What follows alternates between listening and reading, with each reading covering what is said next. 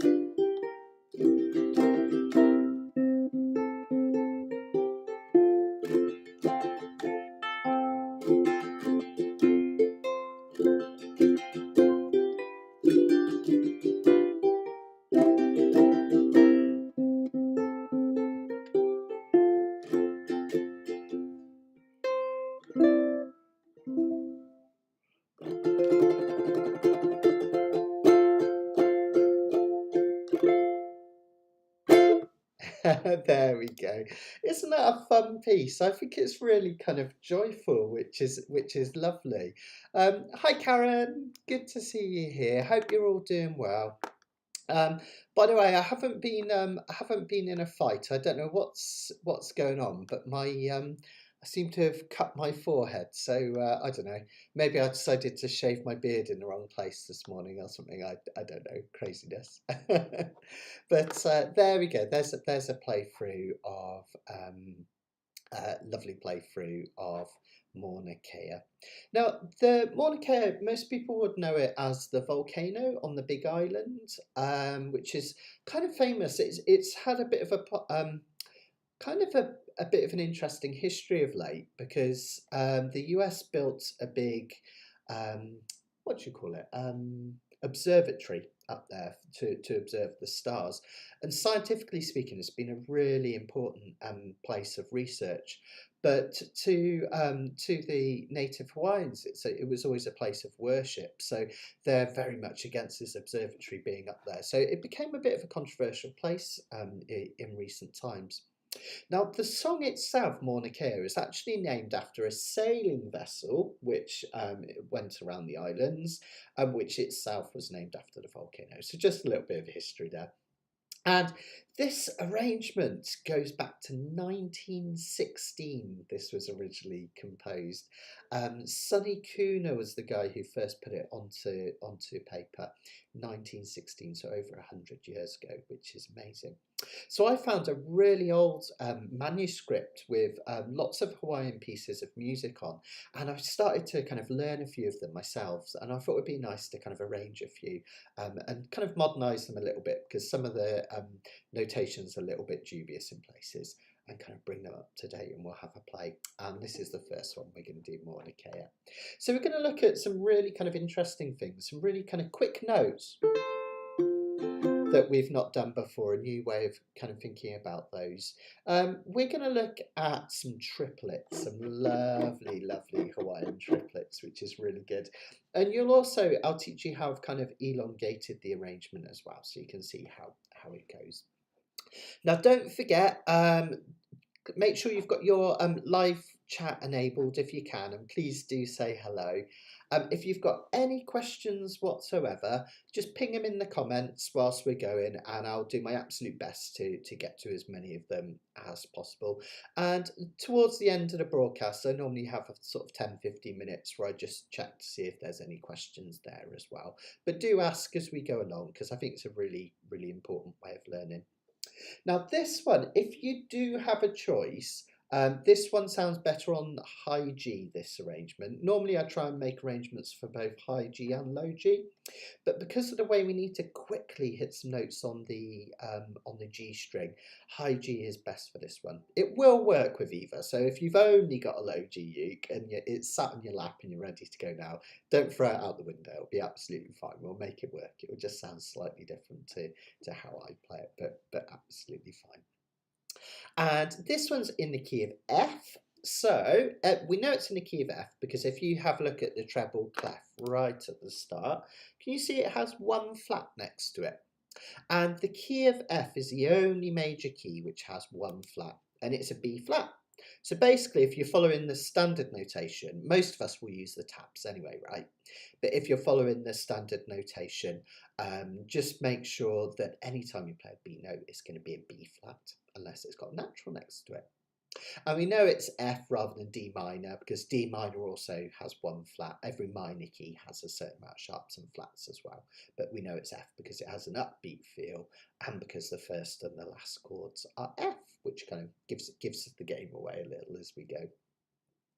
Now for this one, I want to go proper kind of traditional Pima style in terms of our finger picking. We are going to do some strumming with our fingers, but in terms of actually picking up the notes, I want you to hold your ukulele at a lovely 45-degree angle. So not down here, not up here, horizontal like that. Let it fall into your lap and have it at a nice 45-degree angle. Our picking arm is going to come over the top of the ukulele. Depending on the size of the ukulele, you'll probably find that it rests somewhere here on the lower bout. But the important thing I want you to notice is that first of all, I've got that nice arch on my arm. That's going to stop this falling flat and accidentally muting the strings, which is no good. We don't want that, do we? And it will also make sure that our fingers are at the right angle. What I mean by this, I want your fingers to fall at 45-degree angle to the strings. So we don't want them flat against the strings like this, and we don't want them completely vertical against the strings like that. Notice that your wrist will probably fall naturally at a nice 45-degree angle here. If you've got nails and you find your nails are clattering in the fretboard and that's bothering you, you can pick a little bit further back over the sound hole. But generally we're going to be picking roundabouts just kind of north of the sound hole because that will give us a nice warm tone. Thumb is going to take the G string, index finger on the C string, middle finger on the E string, and then your ring finger is going to take any notes that are on the A string, and there's going to be a heck of a lot of those today. So you'll get used to that. Now what I want to do before we do anything else, just to get us warmed up, is we're just going to play the F major scale two ways. All right, and I haven't got this on your sheets, but you can follow this with me, nice and simple. Let's go from the start. First of all, we're going to play it starting at this F note, and we're going to go right along the A string. So we're going to play F here, first fret of the E string, up to G, third fret, open A. Notice when I fret the string, I'm putting my finger as close to this metal fret as possible. B flat, so not back here, here. C, reset to D, that's a 5th fret, 7th fret for E, and finally F, so you can practice.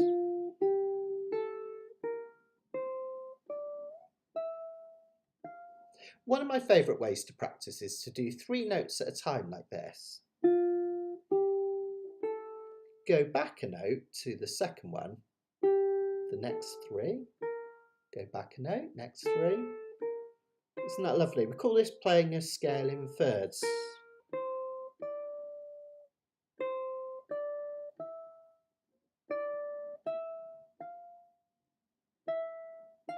This time we'd have to go up to that G note and our F here.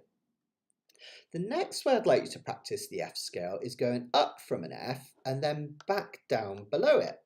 So that's going to look like this. Just follow along with me. F, 3rd fret for G, open A, B flat 1st fret, C. Let's come back down, B flat, open A, G 3rd fret, F 1st fret. And then this time let's go lower, an E, open, a D 2nd fret, the C string, open for low C, and we can go back up, D note, open E, and F. One of my favourite ways of practicing the F scale, because we go up and we go down. So a lovely way to kind of warm up, just get you thinking about some of the notes that are in the F major scale. The reason I like to practice my scales first in any key, sometimes it drives people mad practicing scales, but it warms you up, but it also covers the notes that are most likely to come up, because most composers mostly stay within a scale to compose with. All right then, let's get going then. I'll bring the sheet music up on screen, but you probably find the easiest way is to print this off or download it. Links are in the description if you haven't done so already, or you'll find them in the comments as well. There we go. Karen, just let me know everything's still working, all right? Because whenever I do the live lesson, because Kanakapila is like mad and raucous and everyone comments all the time. On my live lesson, everyone's a bit quiet. So I just want to check you guys are still there and following. So just give us a high five or something, will you, Karen, or any of the rest of you, just to let me know that you're all still there. And I'm not just shouting out into the ether, into nowhere. So let's take a look at the first couple of measures, and this will explain a lot of what's happening later in the tune. So we start with these 3 notes. It's a little chromatic run where we play an open A, the 1st fret of the A string, and the 2nd fret. We call it chromatic because, as I mentioned earlier, the B in the F major scale should be B flat, but we also have a B. And we call that chromaticism when we use notes that are out of the key, basically. Now, I like to do this slightly rubato. Rubato, what does that mean? It just means quite simply that rather than being in perfect timing, I kind of slow things down and speed them up to make it sound nice. So I kind of tease these first few notes out slower than all the others, like this. See how it's almost like we're just kind of building up the tension. Off, 1, 2. Now we come to our first note. Now this first note is kind of interesting. Can you see how just before the 3, I wonder if I could bring it in big. Let's see, it might lose a bit of me here, but I'll bring it over. Can you see over here at the start of that second measure, there's a little tiny 2 on the G string. It's smaller than the 3 that follows. And you can also see it in the standard notation at the top. Oh, good. Thanks, Karen. Yay! Just checking. Brilliant. And you can also see it in the standard notation at the top that we have this kind of little tiny note, and it has a little line drawn through it. Now that's often called a ghost note or grace note, and it's a note that we hit just before the first note. The reason it's there is really interesting. It's because we want a couple of very, very quick notes, but we want that C, the 3, to be on beat 1. We don't want it to be kind of after beat 1. So it's kind of a way of squeezing in a note before beat 1, basically, but after the last offbeat of the last measure. Don't worry, it'll be clear when you hear it. You'll understand. So rather than the start sounding like this, I'll just move it. I'll just move it up a little bit so we can get that first measure in. Go. Move that up and along. That should do it. Yeah, lovely. Okay. So rather than the first measure sounding like this,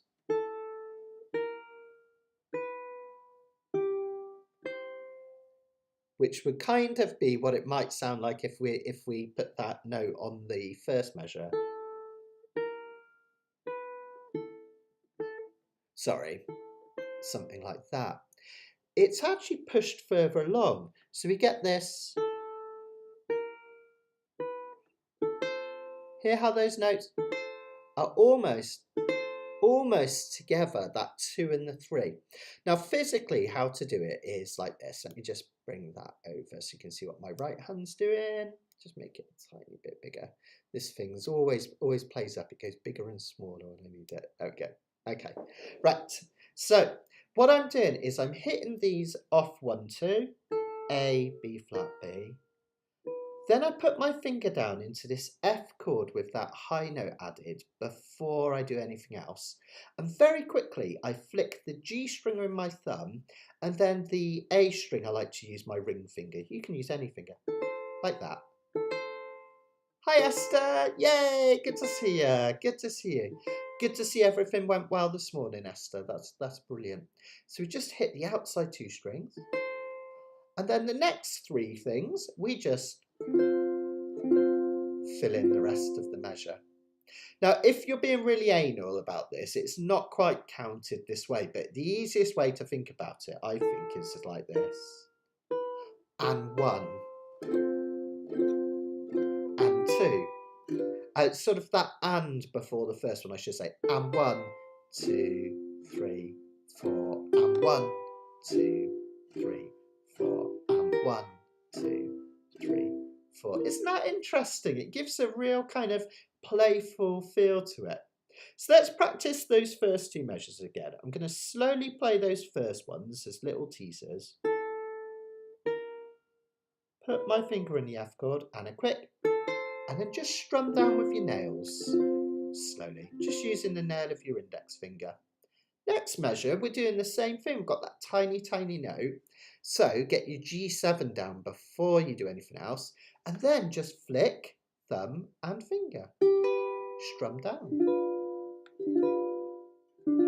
And then finally we go to a C7, again a little flick with the thumb to the finger on the A string, and we strum down. Okay, let me play those first 4 measures for you and you copy back. So I'll do it once on my own.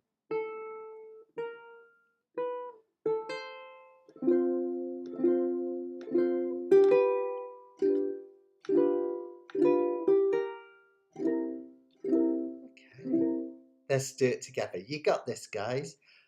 So 2, 3, 4, 1. Off, 1, 2. G7. Flick, flick. That's it. C7. Flick, flick. Yeah, really nice, guys. Absolutely fantastic. Fantastic. Now, the next measure is, again, really playful. It has this. A lovely playful element. Now, even though it's written out this way, and I've kept the notation fairly true to the original here on these 2 measures here, the kind of the grace note on this final measure of this first line, it does sound almost like it's pushed into the half beat before the measure before. I'll show you what I mean. Basically, to go through this measure with all the zeros, the penultimate one here, get your finger, basically, no fingers at all with this hand to start with, but get it ready because it's going to pop down on this note here, which highlights the B flat, the C7 chord. And what we're going to do with our picking hand, we're going to pick 2 C strings twice, then the open A string, and then the C string again. Okay, that will sound like this: C, C, A, C. You can count that as 1 and 2, and then we do on the A string, we do another A, open, put our finger down on B flat, and then we hit the G string open. So off 1, and then the G string. Now we can count that as 1 and 2 and 3 and 4. Okay, let's do that together. 2 and 3 and 4 and really good. Now you might think, why doesn't it sound a bit more straight like this? But That's because if you look at right at the start of the piece, you'll notice a little swing indicator. So that means some of the notes are kind of slightly swung. So it gives you that bum ba dee da da da da, as opposed to bum bum bum bum bum bum bum. Yeah, absolutely. I like that. Maybe I am wearing my grass skirt. You can't see below my waist. Who knows? Don't worry. Nothing as exciting as that. Just jeans. Okay. So let's try that measure together. 1 and 2 and 3 and 4 and... Yeah, nice. Now, it might take a little bit of practice to kind of perfect that. It's quite a tricky little measure, but once you've got it, you'll have it under your under your fingers. You'll be able to do it. Notice I'm still keeping that Pima style, so still using picking hand at a 45-degree angle, and I'm using mostly a free stroke here. All right, so that means as I pick up with this finger, rather than resting it on the string above like that, I'm just cycling it up into my hand, keeping everything nice and light. Like that. Yeah, cool. Oh, no worries, Leslie. You can always catch up later. Yeah, I don't know what it is with that blue type. I don't know why it's gone to a funny... yeah, it always used to be in white, didn't it, the comments? I don't know if there's an option for that. I wonder option... I have to have a play about that later. Everyone's comments when I bring them on the screen have started going blue completely at random. It could just be that's just the... Oh, I think I know what it might be, actually. I think it's because I changed the overlay colour. Let me just try something. Give me a second, guys. I'm just going to try something ever so quickly. It will just bring a little overlay up on screen. I think I know what to do. If I change this back to white, I think... Let me try this. All your comments will be back in white. It'll randomly say text on screen now, but let me try this. Ta-da! As if by magic. Your wish is my command, Leslie. I've managed to get it back to white. There we go.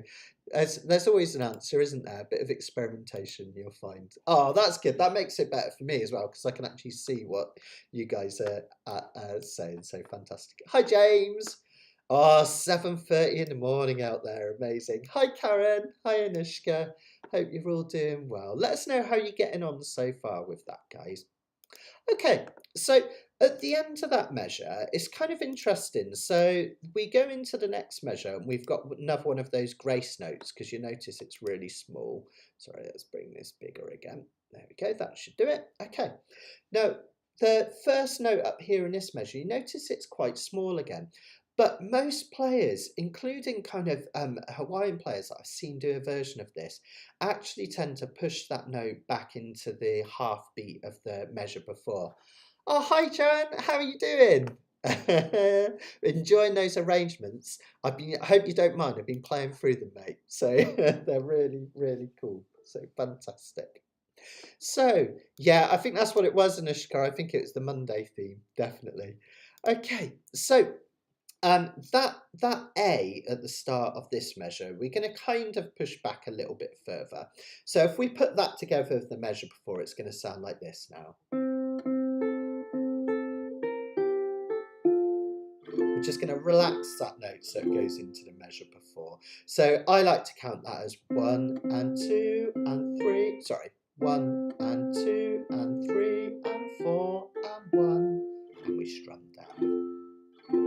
Now the measure after that, we can do something fun with this next measure. What I like to do is kind of add some dynamics to differentiate it.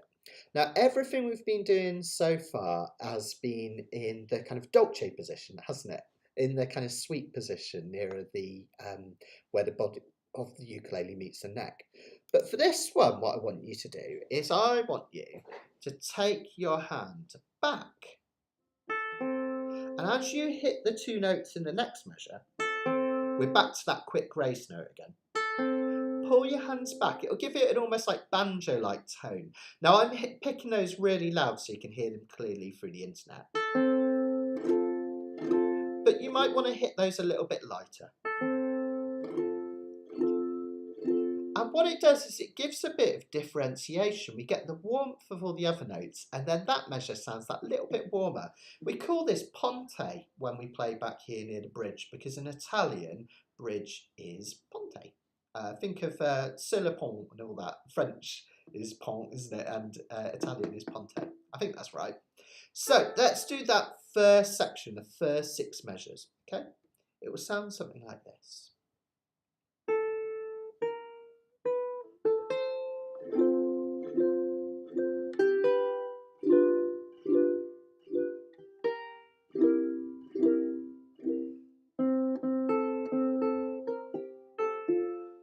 Here's the dynamics. Fantastic. Notice that change in dynamics. It's really lovely, isn't it, as it goes up to the next bit. Just move my camera around a bit so I don't have to keep scooching all over the place. There we go. Fantastic. So that gives us our opening first 6 measures. And that's interesting in itself, isn't it, I think, because we've got 6 measure little sections. And a lot of Hawaiian music is like that, partly because we have these turnarounds, so they're always kind of left a little bit out to accommodate turnarounds. Turnarounds are that kind of repeating phrase that you get in a lot of Hawaiian music. So quite often there is a space left for those turnarounds, so you end up with sections that are 5 or 6 measures.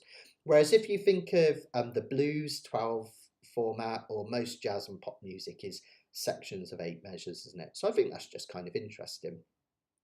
And the whole piece originally as written out was Sonny Cuhna was only, I think it was about 18 measures.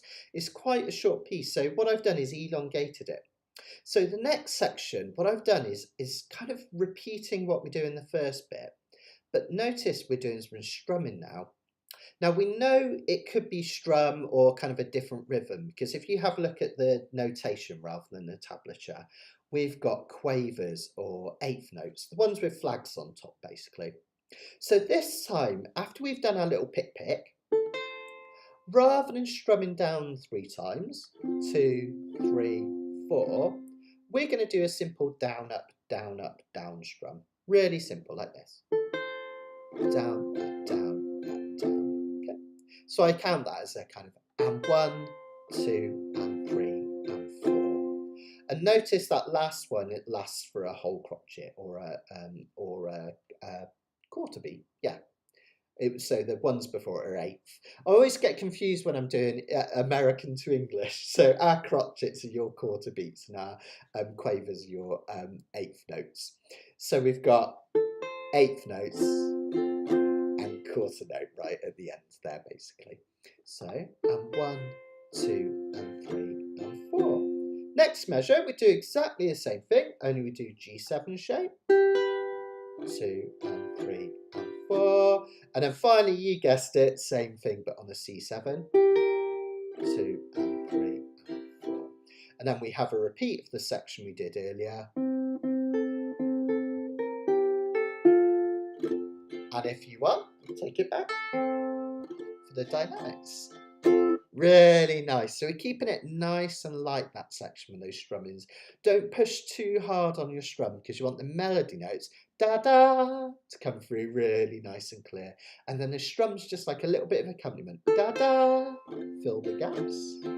Da-da, da-da. See what I mean? And then nice and warm for the melody that follows. Let's do the first, what should we do? Up to, I think we can do up to and including the, we'll do the first 2 lines all the way through. In fact, actually, we'll do the first 12 measures. Let's do up to measure and including measure 12 because we get that kind of the relief of going to the F chord.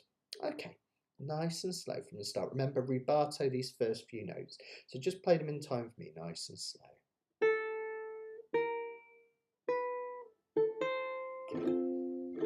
Just down strums here. Nice.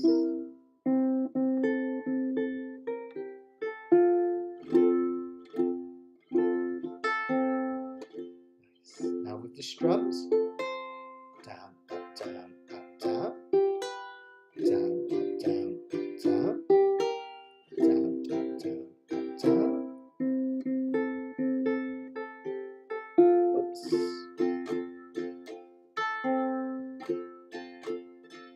Yeah, nice, right? I made one little error there just to check that you're paying attention. Oh, hi guys.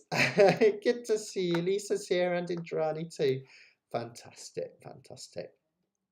I hope your boss doesn't catch you, Indrani. I hope you get away with it. Okay, cool. So that's a decent chunk of the piece done already. The next measure is really interesting, and this kind of really threw me the first time I looked at this arrangement. We have a measure where we've got a nice kind of phrase again, which is relatively straightforward. But notice right at the start of the measure, the penultimate one on this line, the first beat, there is a rest. So we have an eighth note rest. That means we've got a pause at the start of the measure, and that really throws people because we kind of like to do something at the start of a measure. Our fingers want to go to do something on the first beat. And in fact, we've been doing something even before that first beat, haven't we, with those kind of grace notes. So it feels extra weird not to do that. So there's a couple of ways to kind of compensate with that to help you. What I sometimes like to do when this happens in any piece of music is, let me see, oh no, I've gone the wrong way. There I am. By magic, there we go. What I like to do to compensate is I'll just touch the string even though I'm not playing it. So the first beat or first half beat, I'm just going to put my thumb on a G string and not playing anything. And that's kind of handy because the next note's a G anyway. And then we ping that G string with our thumb. Then finger on the third fret of the A string. We hit the G and this time we go to a B flat on the A string. We hit the G and then an open E. One more G. And then we resolve that to this F note, first note of the E string. And we do a down, up, down, up, down. So if I was to do like a little hiccup, it's like, see what's happening there? So just to get a pause. Okay. So you can count it as gap on 1, 1 and 2 and 3 and 4 and 1. Let's do that together. 2 and 3 and 4 and 1 and 2 and 3 and 4 and 1. Well done. And if you want, you can add your little ponte bit as you go back. All right, for the next bit. Fantastic, really good, guys, really good. So we're really getting through this really well already, which is fantastic. Next up is where we go a little bit fancy pants. So we're kind of doing the same thing yet again. There's a lot of repetition, and that's one of the things I actually love about Hawaiian music. There's loads of repetition, so once you get one part of the song, you kind of get the rest. You just need to make kind of little kind of differentiations as you get on. So what we're going to do for this next bit is, rather than a down up strum,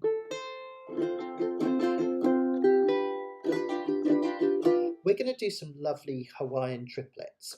So what I'm going to do is I'm going to take this away for a minute so you can concentrate on what I'm doing, and I'm going to talk you through triplets as if you've never done them before. Some of you might have already done triplets loads of times, but let's go back to basics as if you've never done a triplet before in your life. Basically, what is a triplet? A triplet is when we have 3 quick strums or 3 quick movements all together in close proximity. Now, some people describe triplets as 3 strums in 1 beat. It's difficult to say that because sometimes some triplets are actually played over 2 beats. Sometimes you get 3 beats over 2 beats, which is quite a tricky one to count. In this song, it is 1 beat. So basically, where you'd normally strum once, you would do a triplet. Okay, 1 and you could count it as. All right, I'll physically show you how to do it in a minute. But that's the timing. Triplet, triplet down.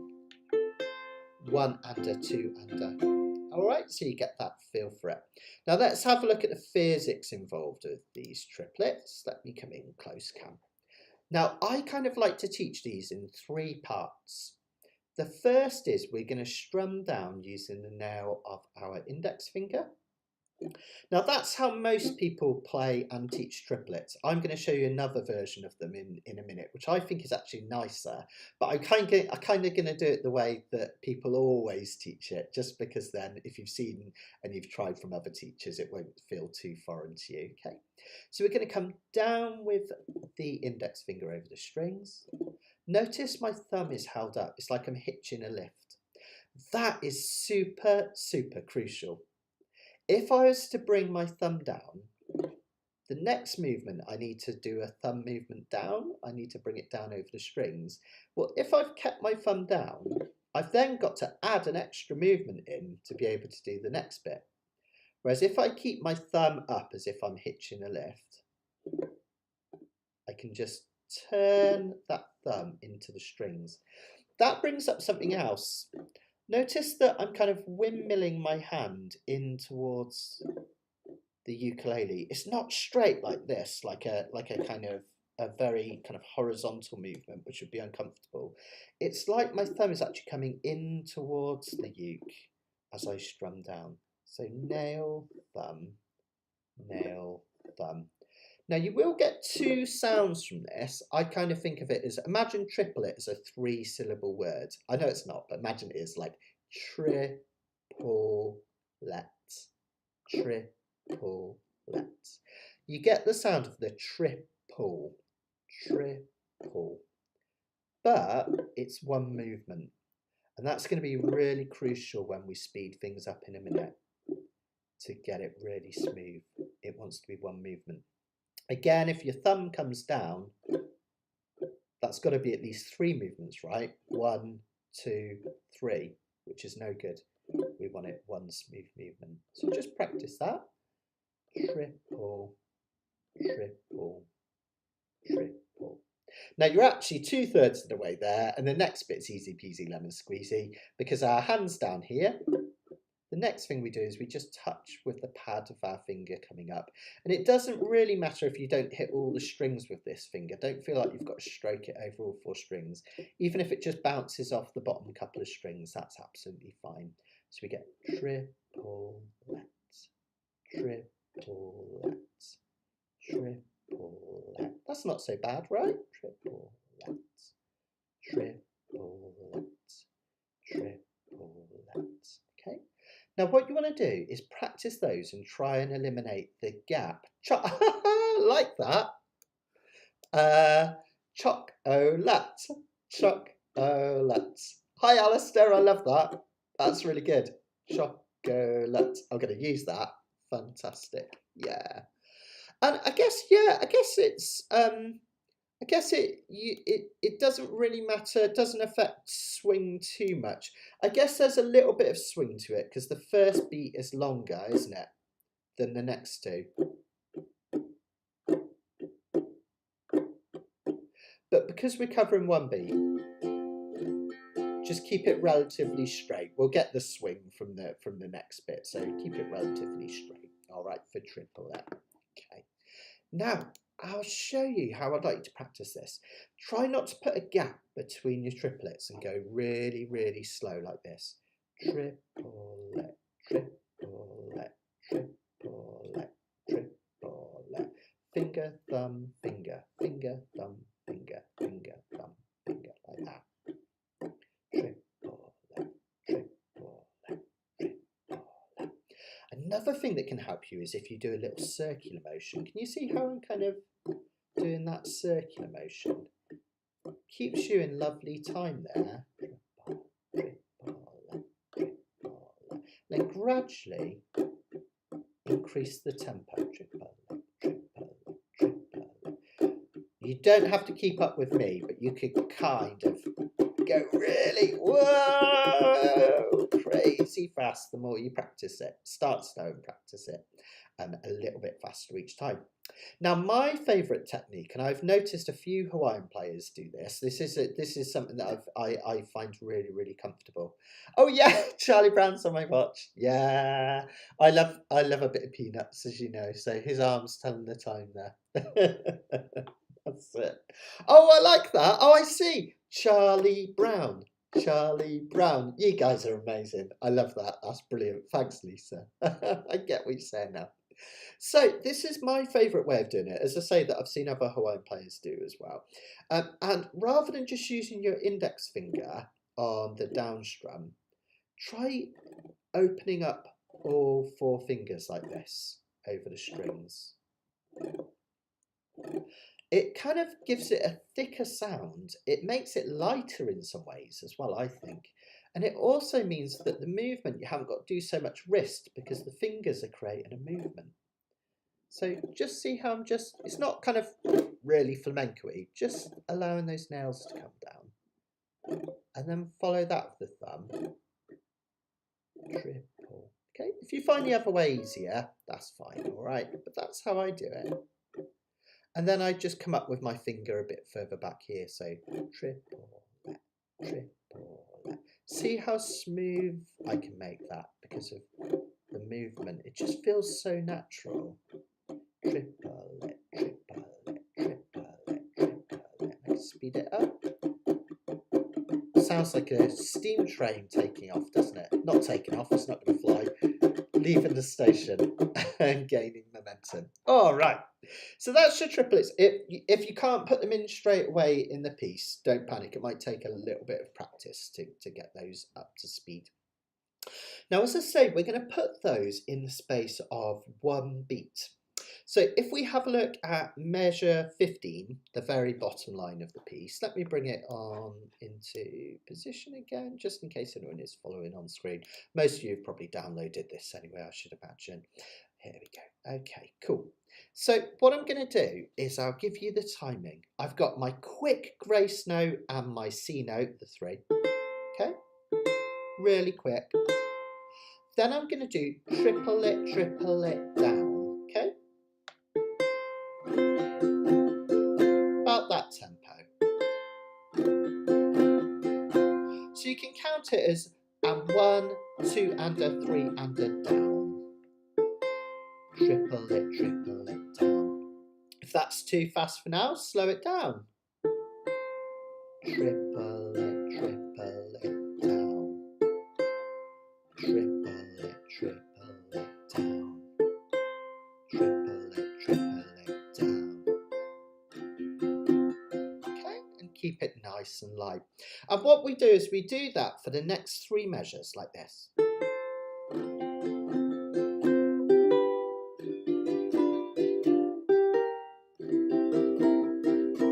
Then we hit that lovely phrase again.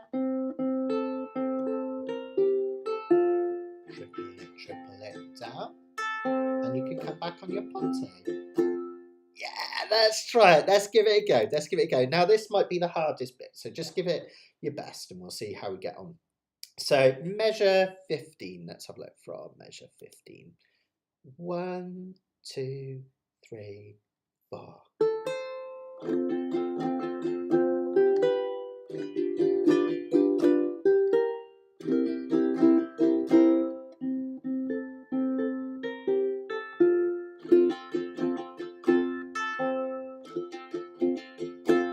That's it. Well done, folks. Let me know how you got on with that. Let me know if you've got any questions, because it's quite a tricky technique, that, isn't it? Notice what I've done. This isn't in the original. The originals are just, that section is just your downs again. But I thought, rather than just repeating what we've already done, let's make it a little bit more interesting. So I've messed about with Sonny Cuhna's arrangement here. So you'll notice the first time through was straight. The second time we've got those swung strums. And the third time we play through, we got our triplets.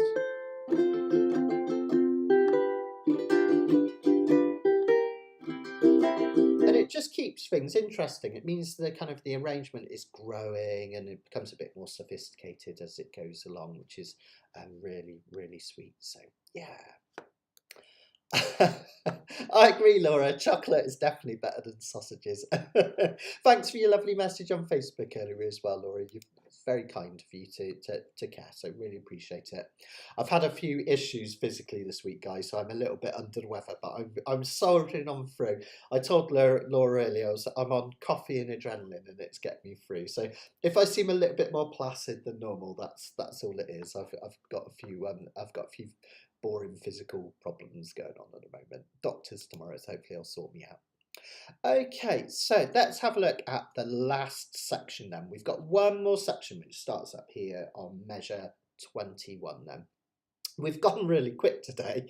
I might have to have an extra long question and answer session at the end because we've kind of rifled through this super fast.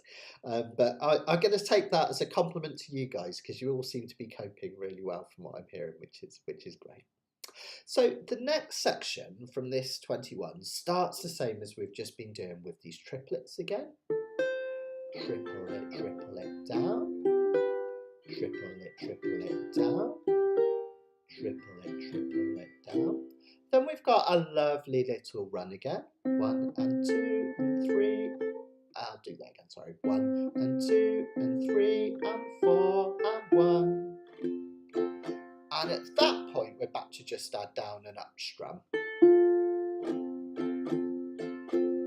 you know what? You could do the up strum with your you could do the upstroke with your thumb if you wanted to. Absolutely, Laura. So some people will do that. They'll do like triplet. How if I come here, I think that will show triplet. So they'll actually take that thumb back. Not the worst thing in the world. I think the index finger is a bit smoother because it can bend back on itself like a shock absorber, whereas the thumb can get a bit clackety against the fretboard there. So I feel like the finger's better, but you can use the thumb. In fact, one of my favourite little Hawaiian tricks is they'll extend that triplet out by doing an up strum with the thumb before they do it. Like an and then a triplet, and then a down, and triple it down, and triple it down, and triple it down. That's a really cool kind of thing. Often that's called a 5-finger triplet because you're using 1, 2, 3, 4, 5. It's like a 5-stroke thing, which is interesting. But that's for another time anyway. That's another form of triplet you can do, which is quite good fun at the end. But yeah, you can use your thumb if you want. Don't sweat it. Don't sweat it too much, Laura. Okay, that brings us to our grand finale then, measures 25 onwards. So that's coming in from here. So we do our quick grace note into that F note. Whoops. Then we've got this lovely little cheeky section. Sounds almost bluesy. Now, I haven't made that up. That is in the Sonny Cuhna arrangement. And then finally, we reach up to an F chord. And I'm going to talk you through a couple of things here. And we tremolo it. We've also got a ritardando, which I'll kind of talk you through in a minute. But first of all, let's have a look at the C7. So the C7, the first one, I like to use my first finger and third finger. The reason I have my first finger up here, we've come from an F, so the temptation is to take this finger over or even use this one. The trouble is we then need to stretch up for the next bit, which is fine on a soprano, but on a tenor it's quite a stretch, all right? So after I've done that measure 25, I tend to reset my first finger on this third fret of the G string, and then I'll probably use my third down here. Now, the reason that's based on a C7 chord is the C7 chord is just the same as a C major chord, only it features the flatted 7th note of the C major scale, which is this B flat note back here. And what we're doing by putting our finger up here is we're playing that B flat note, of a C7, but on the G string. Okay, that's why it's notated as a C7. And then we have a finger down here. So we still have all the other notes from a C7. Look, we've got C here, we've got E here. I tell a lie, we haven't got the G, but the fifth isn't too important in a chord because it doesn't tell you whether it's major, minor, or seventh. And then we've got our B flat up here. Okay, so we do our ping again because we've got that quick grace note. Quick, quick. And then we strum down with our fingers where they are. I like to use my little finger here at the 5th fret. And then finally I scooch it up to the 7th fret. So we get this. You could use that and start with if you prefer. Adding those extra notes, okay? All right. So again, that's why I'm using my index finger there. For kind of a bluesy end. Then take your little finger up to the 8th fret and bar the whole of the 5th fret with your index finger. Okay. Now when you're barring, try and get this finger as close to the metal fret as possible. So don't let it come back here in the fret. Otherwise you're going to get buzzing, right? If I get it right up here against the metal fret, I'm more likely, with a bit of adjustment, to get those lovely clean notes, which is what we're after. Okay, thumb on the back. Make sure you've got a little bit of daylight here between the thumb and the ukulele. Have a little bit of experiment. Some people actually like to have the thumb to the right of their bar so that they can use the body mechanics to twist the left hand side of that index finger against the fret to kind of push it. It's like your ukulele neck acts as a pivot here. Other people prefer to have it more straightforward on the back. You can even kind of tripod it out, having it back here. Experiment with what feels comfortable with you. You want to do it in a way that doesn't create any mischief and you don't have any aches or pains, all right? I quite like it here, actually, just slightly to the right. I'm a bit unusual like that. Okay. The other thing is try and have at least a little bit of your tip of your finger showing up here. Because the strongest part of your finger for barring is the lower part, because that's where most strength is in your fingers. So if you're doing this and your finger's only just touching the G string, you're using the weakest part of your finger, so you have to push harder. So allow it to come out that little bit further and just experiment to make sure that the strings aren't falling into the creases of your finger. Little finger up here on the 8th fret, that gives us an F chord. And the reason it's an F chord is that we've taken a C chord like this. Our finger's taken the place of the nut here. And we've gone up, that would be C sharp, D, D sharp, E, no E sharp, because elephants farts, if you've seen any of my videos. And so that gives us an F major chord up here. We're going to hold that chord down.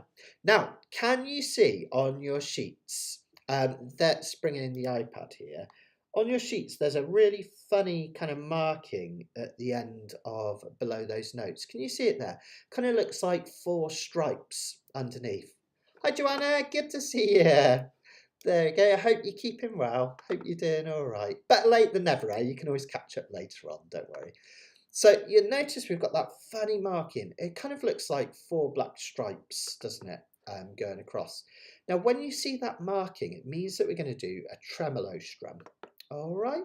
Now, tremolo strum is where we strum very, very quickly over our strings, like so. Now, I'll give you some tips for that, just like I did with the triplets.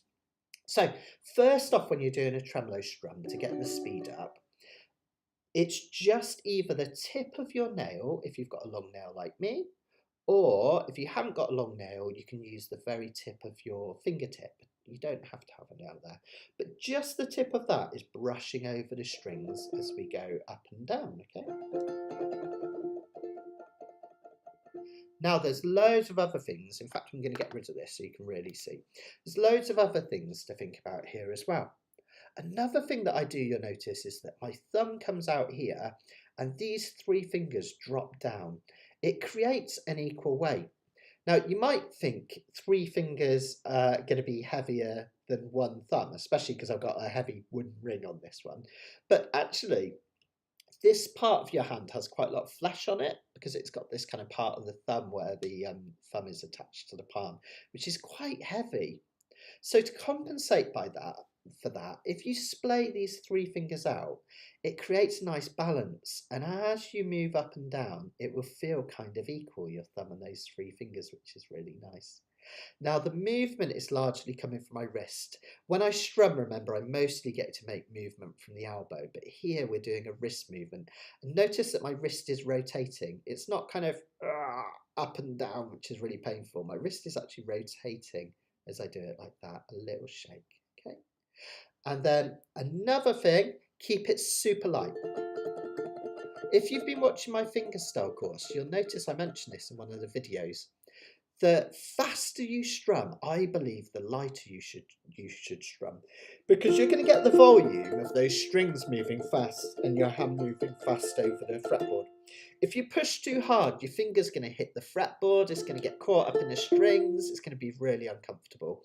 And if you're really hard, I've done this before, you can lose a nail. I've actually done that at a concert before. Ended up in someone's beer bottle, so beer pint even. Pint of beer, I've forgotten how to use words today, honestly. I told you I was a bit under the weather. Okay, so we shake it out like that, not too fast. When we play slower, we actually press relatively hard. So slow, hard, fast, light. That's my little rule, okay? And we shake it out. And depending on how many lines you have, it depends whether it's like a quarter note tremolo or a 16th note or a 32 note tremolo. But honestly, whenever you see multiple lines on the notational tablature like this, just think a very fast strum.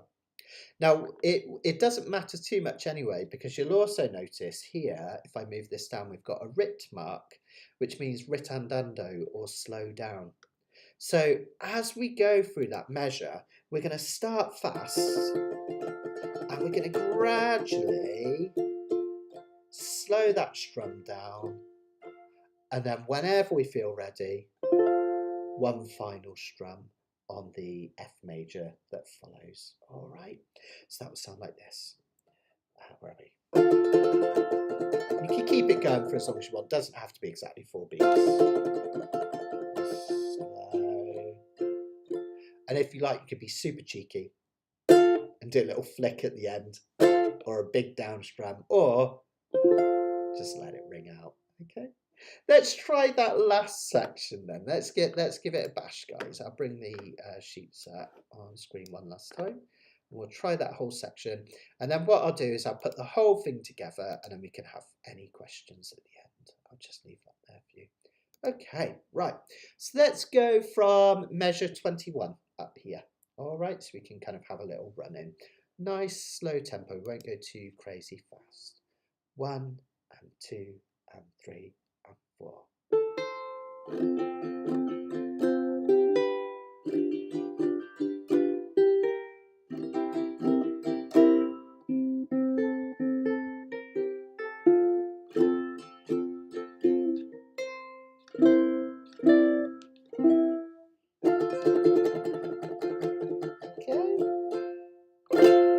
Next, I didn't follow my own advice there, and I had to really stretch because I didn't use my first finger.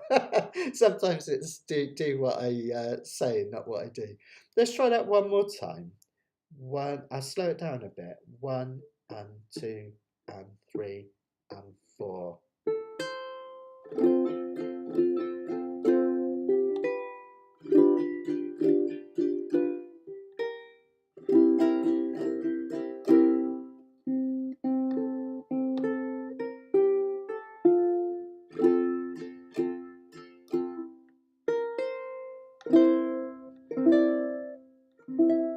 Go. And slow. And bam. At the end. Fantastic. Well done, everyone. Should we try putting the whole thing together? I'll get rid of this because most of you aren't following on screen anyway, are you? And then what I'll do is I'll play through the whole thing for you and we'll just give it a bash, see how we go.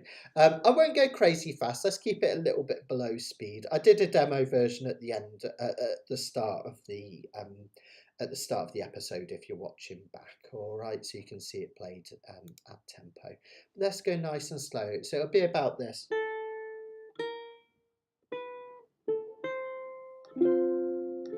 About that speed from the start. Let's give it a go. I'll count you in 2, 3, 4, 1 because those first 3 notes are 2, 3, 4. Ready? All right. 2, 3, 4, 1.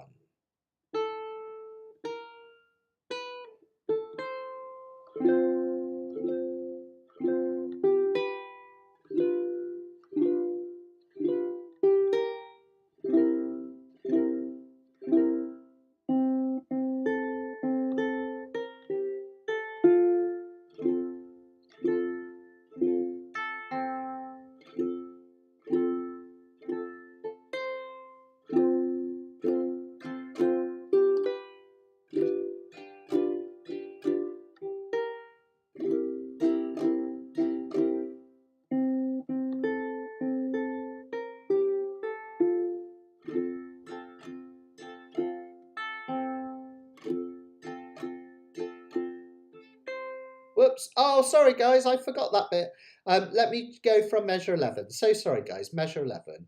2 and 3 and 4. I forgot this next bit was coming.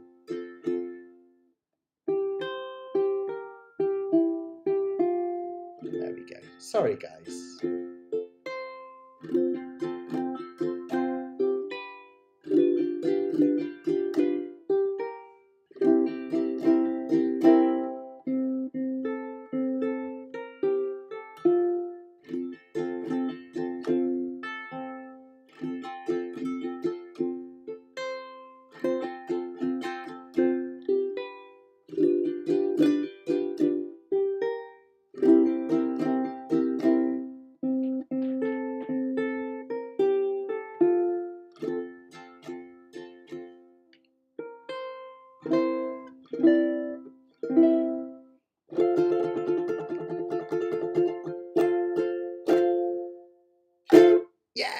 Yeah, well done, everyone. There we go. Yeah, totally. Karen's asking if I could do another demo. That would be a good idea. Maybe I'll get a chance to play it right as well and not forget where I was halfway through the song. I did that classic teachers thing that you should never ever do, where halfway through that song I was thinking about what I was going to teach you guys next and what I was going to do next. And then I thought, oh gosh, I'm actually meant to be playing a song and I forgot what I was doing and where I was. So teacher's error there. Let's try it once more, a little bit faster then from the top. Here we go. 2, 3, 4, 1.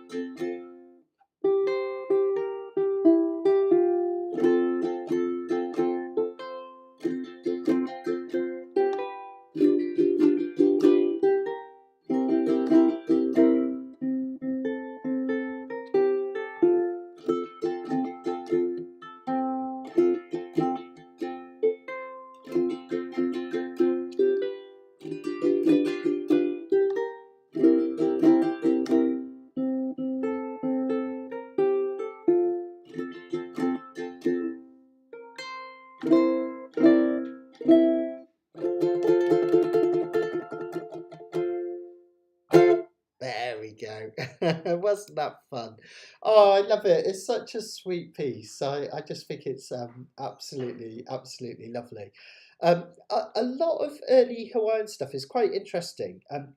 A lot of people presume that a lot of Hawaiian stuff, because when we think of Hawaiian music, we tend to think of a lot of music that we think of as traditional the kind of definitive versions, if you like, actually came out in the 1970s because there was the Hawaiian cultural renaissance.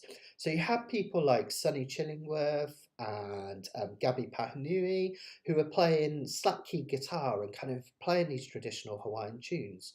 But they kind of took their own influence of their days and everything.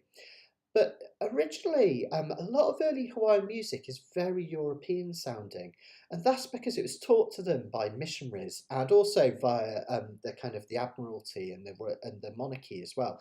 David Kalakaua, the last king of Hawaii, was massively into his music. He was called the Merry Monarch because he used to throw these like epic parties that lasted a week and play lots of ukulele and guitar. And a lot of early compositions, actually, some really beautiful ones, come from King David Kalakaua. But because they were taught by the missionaries and by the Admiralty, there's a lot of kind of classical European kind of tradition in it. So a lot of early, what we think of as early Hawaiian music, has that kind of that waltz feel that you get in a lot of pieces, or this kind of jaunty, upbeat common time feel, which we've got here. But of course, there is that traditional melee Hawaiian act of performing, which goes back for centuries before that, and that kind of went on in its own pace in a different way. So it's just interesting. I mentioned that because a lot of early Hawaiian stuff, people think it doesn't sound very Hawaiian. I know it sounds interesting, but of course there's a reason for that because it was influenced by the kind of Europeans coming over. Which is kind of fascinating. It's a real melting pot, wasn't it? What we think of as, kind of Hawaiian guitar, that was from the Paniolos. So that was like the Spaniards and the Portuguese ranchers that came over to kind of teach the Hawaiians ranching with cattle. And they left their guitars behind, and Hawaiians tuned them in open tunings. And that's kind of how slap key, kiho alu came about in Hawaii, which is interesting as well. So it's like anywhere really, kind of a melting pot of kind of influences, which I think is really, really interesting. So what's this from Esther? We've got cheese mentioned. I'm tempted to add extra cheese at the very end by Splendid. Do you know what? I did that earlier. Yeah. I don't think you'd be drummed out for Hawaiian playing circles for doing that, Esther. You'd be absolutely fine. Yeah, what Esther's referring to, I did that earlier when I was playing around with it myself, actually. So great minds, eh? You can sort of do this. When you do this F chord, take it up half a tone and bring it back again. Happens at the end. Actually, you should be allowed to do that, Esther, because it happens at the end of Crazy G, which we think is a Hawaiian song, and that does that there, so it's all good. And Karen wholeheartedly approves. More cheese, please. Excellent.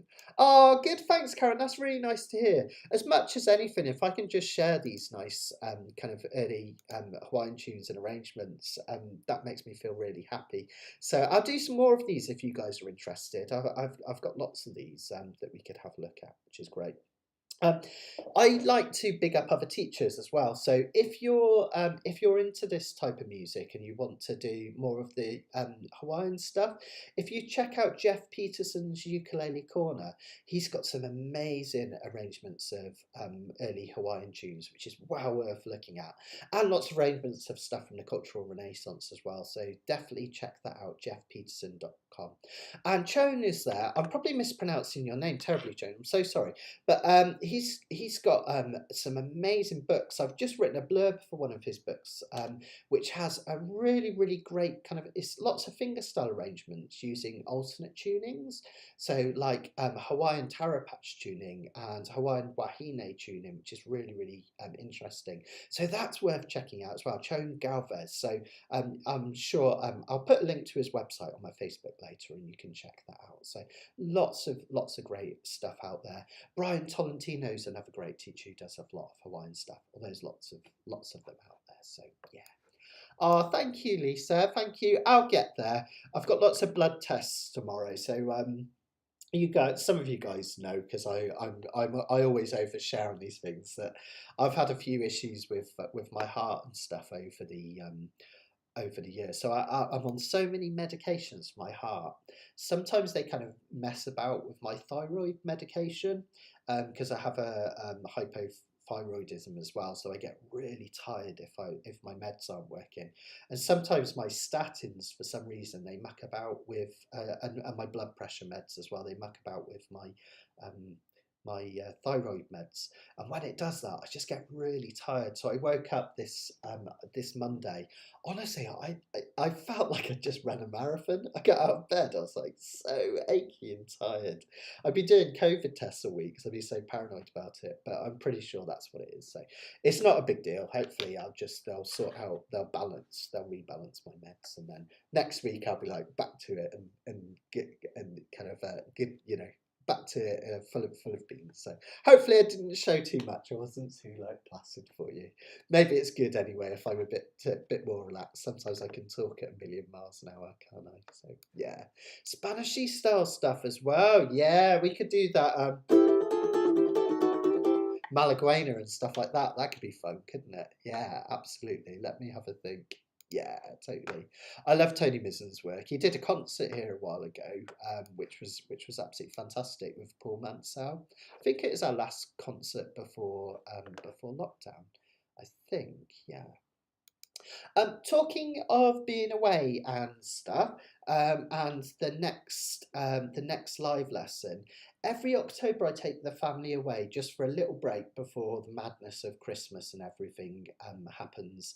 So the next live lesson will be in a month's time rather than 2 weeks, just because I'm away and because I have regular students on the other fortnightly. I can't just shift it forward or back a week. So our next live lesson will be in a month's time, and because it's a little while away, I haven't actually decided what we're going to do yet. So keep an eye on the website mattsteadukulele.com and on the Facebook group, and I'll let you know as soon as I've decided. So perhaps something Spanish, perhaps another Hawaiian piece might be quite good fun. So I'll have a think about that, and we'll do it. We'll do that in a month's time. So don't worry, I will be back. Couple of things to tell you about though. I've just finished recording the next video for my fingerstyle course, which is actually going to be I'll Fly Away. So as well as the pieces from my fingerstyle book, you might have noticed that I've started introducing some ones that aren't in a book, and I wanted to do I'll Fly Away because it introduces that lovely kind of claw hammers type way of playing. That kind of.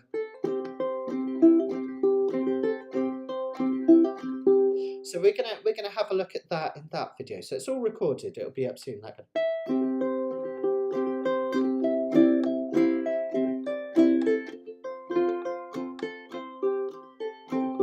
I think you're going to really enjoy getting into that.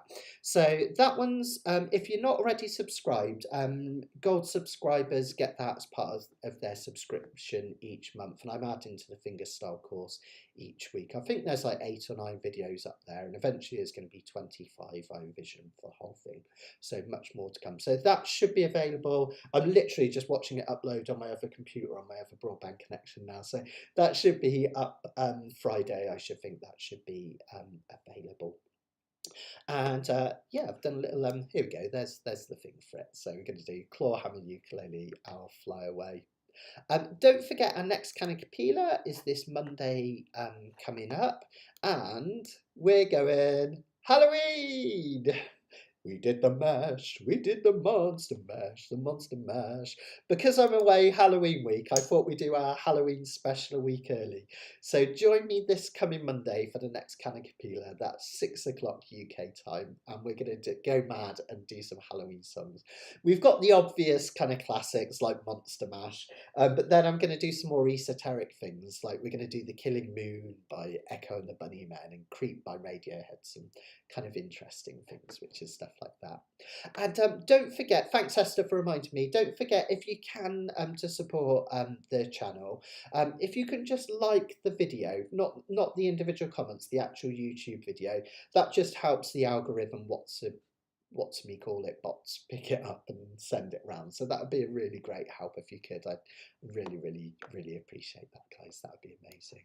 I don't know, Esther. I don't know. They normally put me down for all sorts. So yeah, I know I've got to have cholesterol and my thyroid and stuff. So yeah, I'm a bit scared about the cholesterol one because last time it was way high and I got a massive telling off. So hopefully, hopefully it won't be too bad. I've been trying to eat healthily, so yeah, fingers crossed it'll be okay. But yeah. Oh no, so you've had a similar thing as well, Lisa. Yeah, we've got to take care of ourselves, haven't we? Make sure we're here for the long term. So I hope you're taking care of yourself too, Laura. Sure you are. So yeah, cool. And me too, Laura. Absolutely love I'll Fly Away. It's such a cool song, isn't it? Just love it. I love how dark the lyrics are. It's such like a jaunty tune with dark lyrics, as a lot of the old time ones, which is really really lovely.